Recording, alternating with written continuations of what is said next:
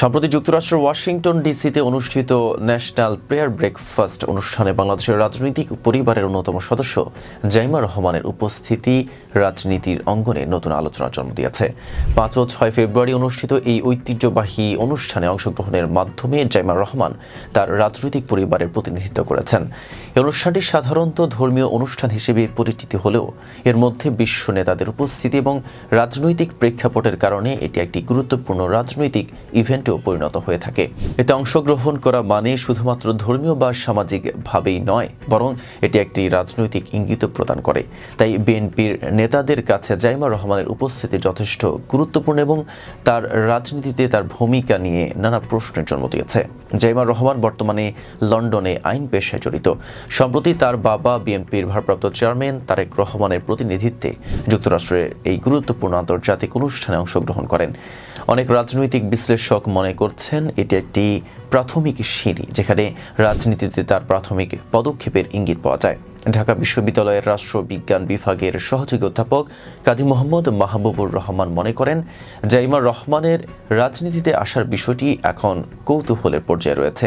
BNP কিংবা তিনি নিজেও এ বিষয়ে কোনো ঘোষণা দেননি।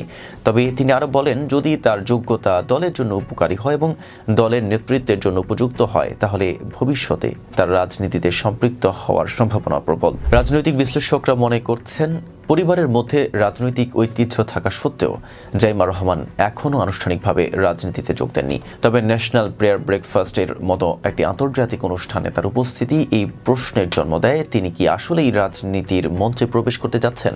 এ থেকে বিএনপির তরুণ নেতারা জাইমা রহমানের এই আন্তর্জাতিক অনুষ্ঠানে অংশগ্রহণকে অত্যন্ত গর্বের বিষয় হিসেবে দেখছেন। জাতীয়তাবাদী যুব দলের সভাপতি আব্দুল মোনায়েম মুন্না বলেছেন, এটি শুধু তারেক রহমানের প্রতিনিধিত্বের বিষয় নয়, এটি বাংলাদেশের তরুণদের প্রতিনিধিত্বেরও বিষয়। বাংলাদেশের তরুণ সমাজ জাইমা রহমানের এই ধরনের উপস্থিতিতে আনন্দিত এবং উজ্জীবিত।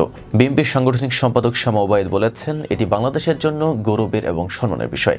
বিশ্ব নেতাদের উপস্থিতিতে এমন একটি গুরুত্বপূর্ণ ধর্মীয় অনুষ্ঠানে অংশগ্রহণ করে জাইমা রহমান তার রাজনৈতিক প্রস্তুতির ইঙ্গিত দিয়েছেন।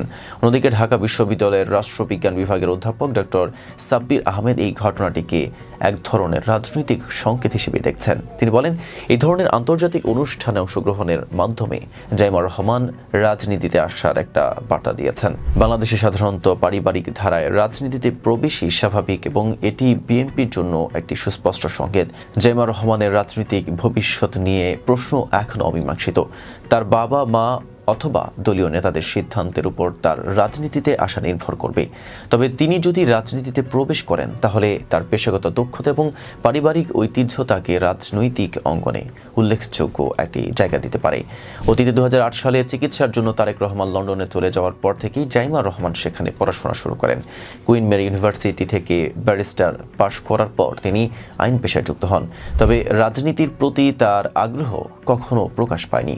এমনকি গণঅভ্যুত্থান চলাকালে কিছু ভার্চুয়াল বৈঠকে তার উপস্থিতি ছাড়া তার রাজনৈতিক কোনো ভূমিকা ছিল না। তবে ন্যাশনাল প্রেয়ার ব্রেকফাস্টে তার অংশগ্রহণ দেখে অনেকেই মনে করছেন তিনি হয়তো ভবিষ্যতে রাজনীতিতে আসবেন, কারণ এটি একটি গুরুত্বপূর্ণ ইঙ্গিত। বিএনপির তরুণ নেতারা আশা প্রকাশ করছেন যে জাইমা রহমান তার পরিবারের রাজনৈতিক ঐতিহ্যের মাধ্যমে দলের জন্য নতুন সম্ভাবনা সৃষ্টি করবে। এতক্ষণ সাথে ছিলাম মেহেদি হাসান। ফেজ দ্য পিপলের সাথে থাকার জন্য ধন্যবাদ।